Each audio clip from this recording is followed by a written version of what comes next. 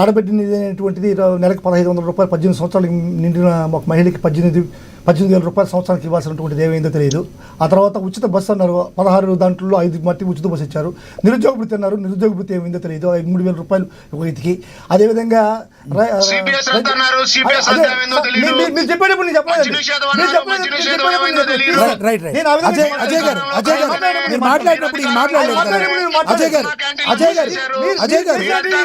దయచేసి ఆగండి.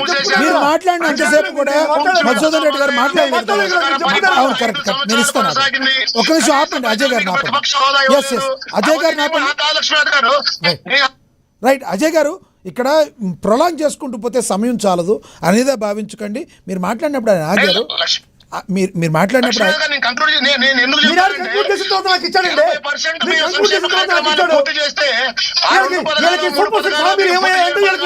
సార్ ఆయన చేస్తున్నాము కాదు సార్, చేస్తున్నాము అన్నారు కానీ చేసాము అనలేదు కదా సార్. సార్ సార్ మీరు ఇద్దరు ఇలా మాట్లాడితే ఇది ప్రొలాంగ్ అవుతుంది కానీ అక్కడ అవ్వదు. అజయ్ గారు మీరు ఆగండి. సార్ ఇస్తారా? అజయ్ గారు మీరు ఆగండి. మీరు చెప్పింది ప్రజలు విన్నారు, ప్రజలు బేరీజ్ వేసుకుంటారు. ప్రతిదానికి కౌంటర్ చేయ అవసరం లేదు. మీరేం చేశారో మీరేం చెప్పారో ఆయనకు ఒక మాట నేను చెప్తాను, ఆయన మాట్లాడతారు. ఒక మాట నేను చెప్పాక మీరు మాట్లాడండి. ఆయన ఏమంటారంటే ప్రభుత్వం చేస్తున్నాం అన్నారు కానీ చేసేసామని ఆయన అనలా. వినండి సార్, ఆగండి. ఇంకా మీరు అన్ని బడ్జెట్లు అయిపోయిన తర్వాత కూడా మీరు చేయని ఉన్నాయి. అదే ఆయన అడిగేది. అంటే ప్రతి ప్రభుత్వం కూడా కాల పరిమితి, మేము రాగానే 50 రోజుల్లో చేస్తామని వాళ్ళు చెప్పలేదు కదా, చెప్పారు. అలా కూడా చెప్పలేదు. 50 రోజుల్లో చేస్తాం, 50 రోజుల్లో చేస్తాం. నిరుద్యోగ వృత్తి చంద్రబాబు నాయుడు కొడుకు. అదే సార్. సరే అదే సార్.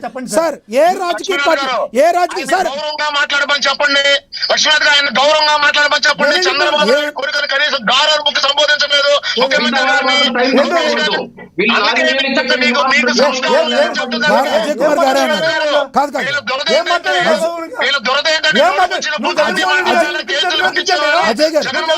అజయ్ గారు మధుసూదన్ రెడ్డి గారు ఎమ్మెల్యే టికెట్ రావాలా?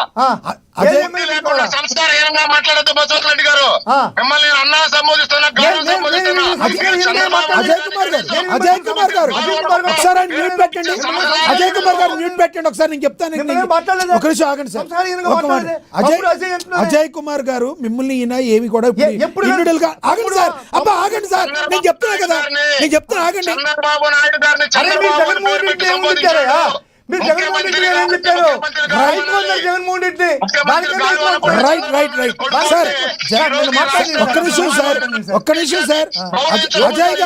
అజయ్ గారు ఒక్క నిమిషం ఆగండి. మీరు మాట్లాడండి, కంక్లూడ్ టాపిక్ మీరు కంక్లూడ్ చేయండి. మీరు ప్రొలాంగ్ చేసేటట్టుగా చేస్తే నేనేమో మీకు ఇస్తాను. మీరు అడిగిన ఒక్క నిమిషం అజయ్ గారు ఒక్క నిమిషం.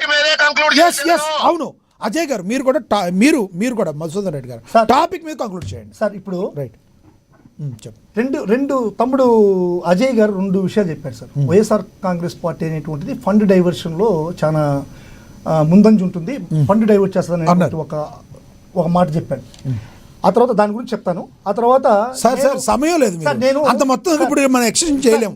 ఇప్పటికే చాలా టైం అయింది సార్. ఒక నిమిషం ఏంటి సార్, ఒక నిమిషం కన్నా ఎక్కువ మాట్లాడండి. ఇప్పుడు నేను ఎన్ఆర్జీసీ నరేగా మెంబర్ సార్. నేను నరేగా స్టేట్ కౌన్సిల్ మెంబర్. నేను ప్రెసెంట్ నరేగా అనేటువంటి దాన్ని ఉంటే ఎన్ఆర్ఈజీఎస్ ఉంటే ఎన్ఆర్ఈజీఎస్ని విబే జీవిరామ్జీ అనేటువంటి ఒక పథకంగా మార్చారు. అసలు నరేగాలో లేబర్కు ఉన్నటువంటి మొత్తం పేమెంట్ కూడా కేంద్రం 100% కేంద్రం భరిస్తుంది, 0% స్టేట్ భరించేది ఇంతకుముందు. మెటీరియల్ వారికి వచ్చేకాలకి 25% కేంద్రం భరిస్తే 75% స్టేట్, 25% కేంద్రం సెంట్రల్ భరిస్తే, రాష్ట్రం భరిస్తే 75% కేంద్రం భరించేది. కానీ ఇప్పుడు బీరామ్జీ అనేటువంటి పథకాన్ని పేరు మార్చిన తర్వాత అది కూడా గౌరవ పవన్ కళ్యాణ్ గారు, చంద్రబాబు నాయుడు గారి సమక్షంలో ఇప్పుడు కోడూరులోనే ఈ యొక్క పథకాన్ని ప్రవేశపెట్టి చాలా పకడ్బందీగా అక్కడ ఉన్నటువంటి మంత్రితో ఏదో ప్రవర్తన చేశారు. ఈరోజు ఈ వికసిత భారత్ జీరామ్జీ ప్రోగ్రాంకి 100% కేంద్రం భరించాల్సింది, 40% స్టేట్, 60% కేంద్రం భరించేటువంటి పరిస్థితి ఈరోజు తీసుకొచ్చారు. అదేవిధంగా మెటీరియల్లో కూడా 40%. సరే సార్, అది వేరే టాపిక్ కదా సార్ అది టాపిక్ సార్, వేరే టాపిక్ కదా. గ్రామాలు బాగుపడాలంటే 40% చెప్పండి, స్ట్రైట్ గా చెప్పండి, స్ట్రైట్ గా చెప్పండి. 40% మీరేమంటారు? 0% స్టేట్ స్టేక్ ఉండేటువంటి ఈ యొక్క ఎన్ఆర్ఈజీఎస్ ని 40% కి స్టేట్ స్టేక్ తీసుకొచ్చారంటే ఇది రాష్ట్రానికి అంటే బరువు కదా.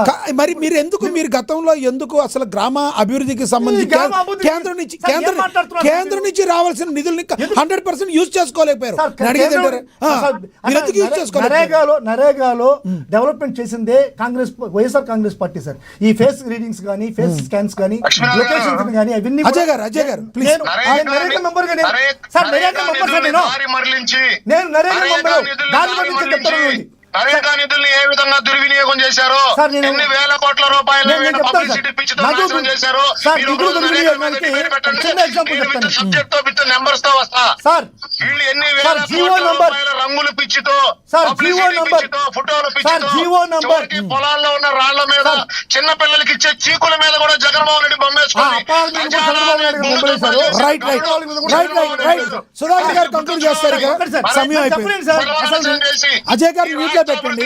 మీరు ఒకరికొకరు ఇలా మ్యూట్ పెట్టండి. అజయ్ గారు నన్ను మాట్లాడి- ఎక్సెషన్ చేద్దామా? చెప్పండి, ఎక్సెషన్ చేద్దామా? మీరు వదిలితే మళ్ళీ ఇది ముందుకెళ్తా ఉంటుంది. సార్ జీవో నంబర్ RT 1245 అనేటువంటి రీసెంట్ గా ఒక జీవో రిలీజ్ చేశారు సార్ చంద్రబాబు నాయుడు గారు. దీనికి దేవాదాయ శాఖ నుంచి 26 కోట్ల రూపాయలు, తల్లికి వందనం అనేటువంటి ఒక ప్రోగ్రామ్కి దేవాదాయ శాఖ నుంచి 26 కోట్ల రూపాయలు డైవర్ట్ చేశారు సార్. ఇప్పుడు ఒక వారం రోజుల ముందర అమ్మఒడి ఇచ్చినటువంటి తల్లికి వందనం అనేటువంటి కార్యక్రమానికి దేవాదాయ శాఖ నుంచి 26 కోట్లు డైవర్ట్ చేసిన ఫండ్. ఇది దీంట్లో ఎంత అనైతికత ఉందో చూడండి. ఫండ్ డైవర్షన్ లో చంద్రబాబు నాయుడు గారికి ఏం తెలియదు. సరే సార్, మీరు డైవర్ట్ చేశారో ఎవరు డైవర్ట్ చేశారో ప్రజలు నిర్ణయిస్తారు. అన్నిటికీ అంతిమ నిర్ణేతలు ప్రజలు ఉంటారు, దానిలో డౌటే లేదు. మీరు టాపిక్ మీద చెప్తా అని టాపిక్ మీద చెప్పకుండా మీరు విమర్శలు గుప్పిస్తాకి మీరు చూస్తున్నారు. మీ ఆరోపణ, ప్రధాన ఆరోపణ పంచాయతీరాజ్కి సంబంధించింది. సో ఇప్పుడు ఏమంటారు?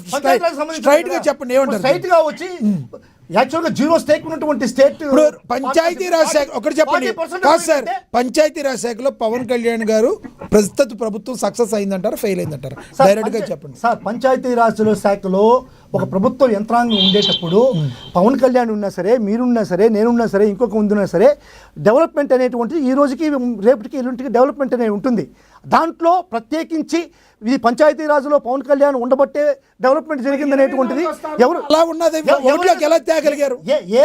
ఏ ప్రభుత్వం ఉన్నా సరే, రేపు వైఎస్ఆర్ ప్రభుత్వం వచ్చినా సరే, ఇంకో ప్రభుత్వం వచ్చినా సరే, ఇంకో ప్రభుత్వం ఖచ్చితంగా ఆ రోజు ఉన్నటువంటి కొంత ఫండ్ వస్తుంది. ఆ ఫండ్